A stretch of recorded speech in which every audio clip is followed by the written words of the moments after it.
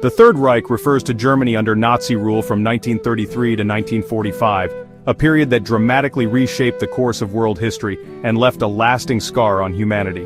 It was led by Adolf Hitler and the Nazi Party, who rose to power by exploiting economic hardship, political instability, and widespread discontent after World War I.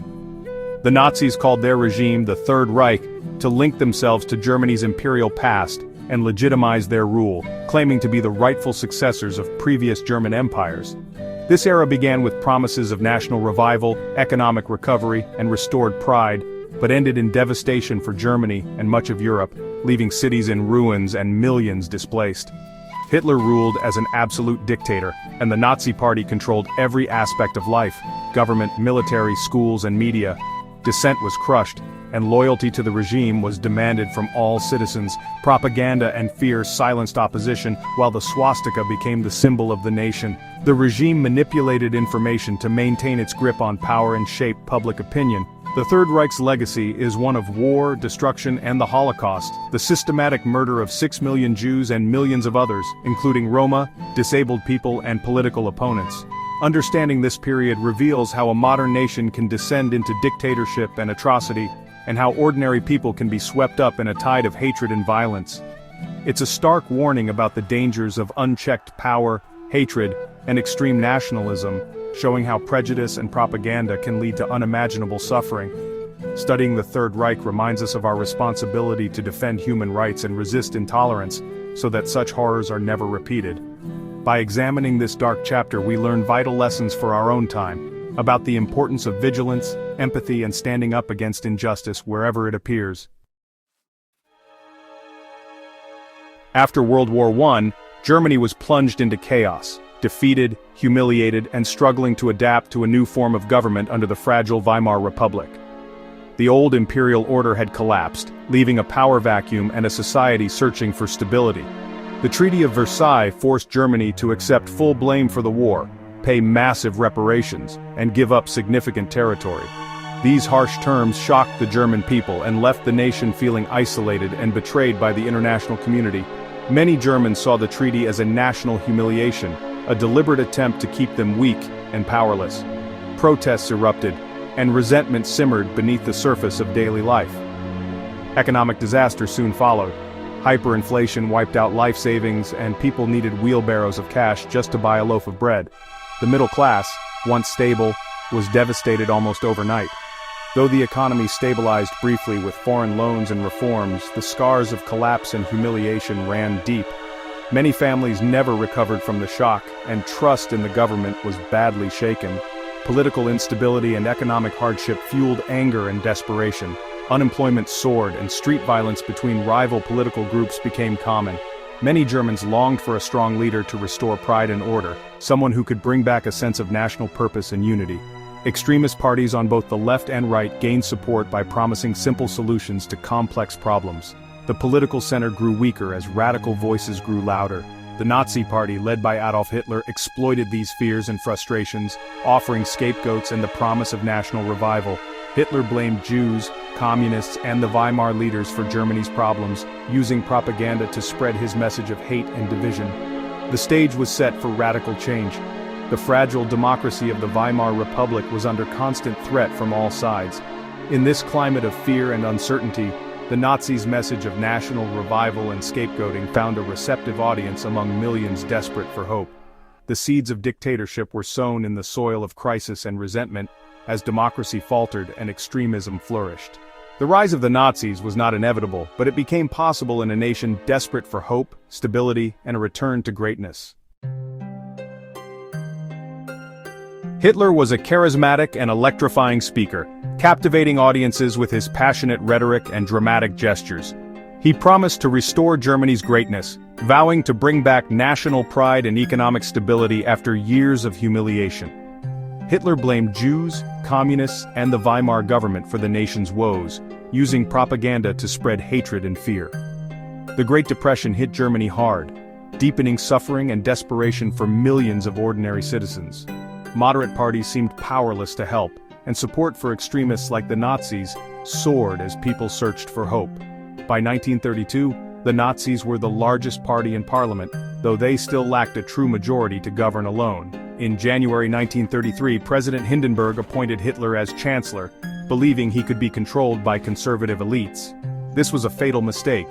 Hitler quickly moved to dismantle democracy and seize power for himself.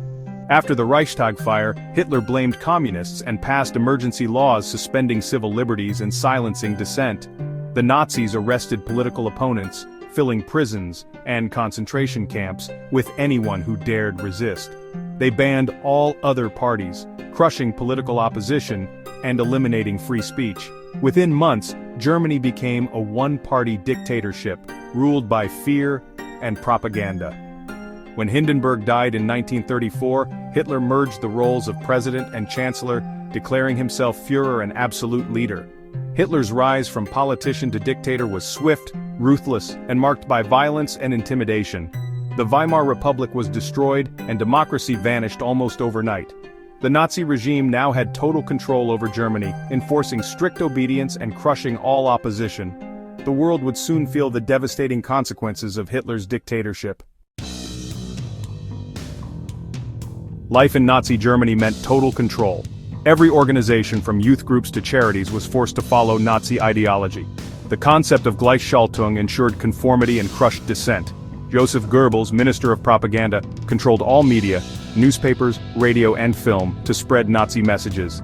Cheap radios brought Hitler's speeches into every home, while films and newsreels glorified the regime. The Nazis targeted youth. Boys joined the Hitler Youth for military training, girls joined the League of German Maidens to prepare for motherhood. Schools rewrote history and science to promote Nazi ideas and racial hatred. The Gestapo, or secret police, created a climate of fear. Citizens were encouraged to spy on each other. Early concentration camps imprisoned political opponents, not just Jews. Terror and propaganda kept most Germans in line. Independent thought was dangerous, obedience was demanded. The Nazi state was built on fear, indoctrination, and absolute control. Nazi ideology centered on the belief in a so-called Aryan master race and the need for racial purity. The Nuremberg laws banned relationships between Jews and Germans, and anti-Semitism became official policy.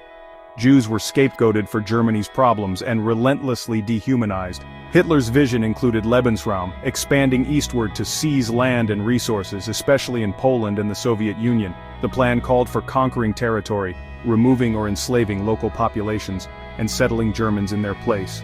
Rearmament began in defiance of the Treaty of Versailles, as Hitler built up the military. Britain and France, hoping to avoid war, appeased Hitler, only encouraging his aggression. The stage was set for conflict on a massive scale.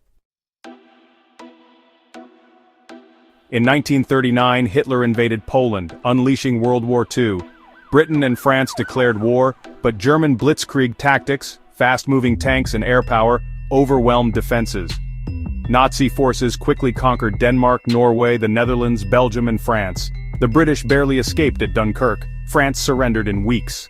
Hitler's next target was Britain, but the Royal Air Force repelled the Luftwaffe in the Battle of Britain, Germany's first major defeat. Undeterred, Hitler invaded the Soviet Union in 1941, Operation Barbarossa, the largest invasion in history.